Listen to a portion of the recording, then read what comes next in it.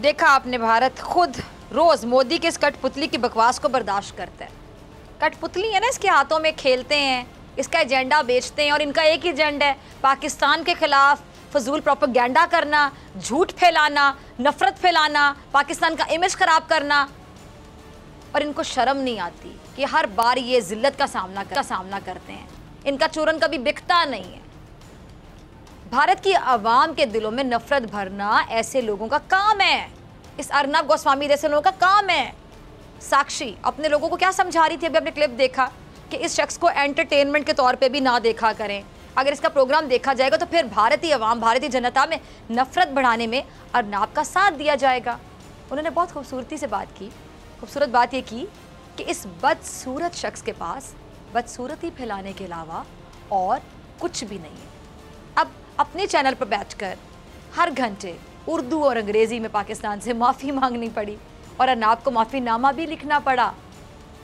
मोदी और अर्नब दोनों को मेरे ख्याल से खलाई मिशन पर भेज देना चाहिए ताकि भारत को इन बलाओं से निजात मिल जाए। लेकिन फिर खला का क्या होगा, सोचिए ज़रा। भिखारी, चोर और डिकेत तो ये खुद है, अर्नब गोस्वामी, जिसने एक मेहनती शख्स के पैसे हजम कर लिए और इसको अभी तक शर्म ना आई कि वो खुदकुशी करके इस दुनिया से चला गया इसका नाम लेकर। अगर ये आईना देखे ना तो मेरे ख्याल से गधा है ये, क्योंकि गधा ऐसी बेसुरी आवाज़ें निकालता है जैसी ये चीखते हुए अर्नब गोस्वामी निकालता है। और ये समझता है कि इस तरह चीखने चिल्लाने से सामने बैठे बंदे को ये प्रेशराइज करेगा और उसको खामोश करवा देगा, यानी उसकी आवाज़ ही नहीं निकलेगी, सामने बैठा होगा। ऊंचा बोलने से या सामने बैठे शख्स को यह एहसास दिलाने से कि तुम्हारी आवाज़ उससे ऊंची है, तुम ऊंचे नहीं हो जाओगे अर्नब गोस्वामी। तुम एक नीच शख्स हो, गिरे हुए शख्स हो, तुम गिरे रहोगे ज़मीन पर, नीच ही रहोगे। और ये जो नाज़िम मोदी का जो माइंड सेट है, देखिए ना, ये मोदी के हाथों में खेलने वाले कठपुतली लोग हैं जैसे कि अर्नब गोस्वामी। अब आप सोचिएगा कि इनका माइंड सेट वही है जो नरेंद्र मोदी, सोच वही जो नरेंद्र मोदी की है, उसी की सोच को लेकर ये अर्नब गोस्वामी जैसे लोग यहाँ बैठे हैं।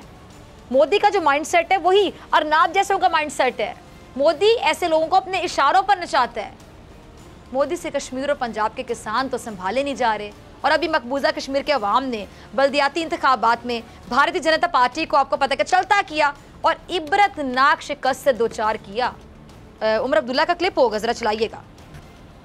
अर्नब गोस्वामी जैसे पालतू को आगे लगाने से हकीकत तो नहीं बदल सकती, कभी बदल ही नहीं सकती। मकबूजा कश्मीर के अवाम ने जम्मू कश्मीर में होने वाले जो बल्दियाती इंतखाबात इसमें धूल चुटा के रख दी नरेंद्र मोदी को।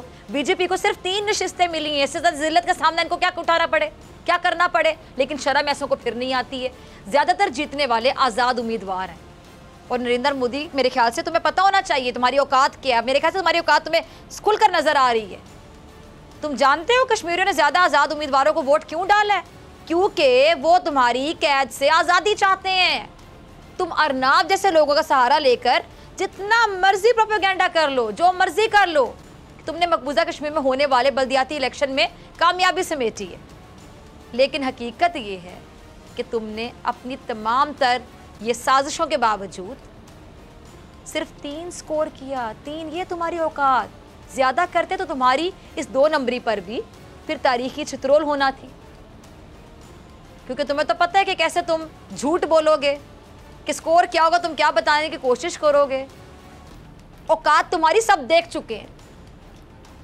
कश्मीरियों ने बता दिया है कि वो तुम्हारे झूठ को जान चुके हैं, तुम्हारी औकात को जान चुके हैं, तुम्हारी असलियत को जान चुके हैं, तुम्हारी हकीकत को जान चुके हैं और तुमसे सिर्फ और सिर्फ जान छुड़ाना चाहते हैं।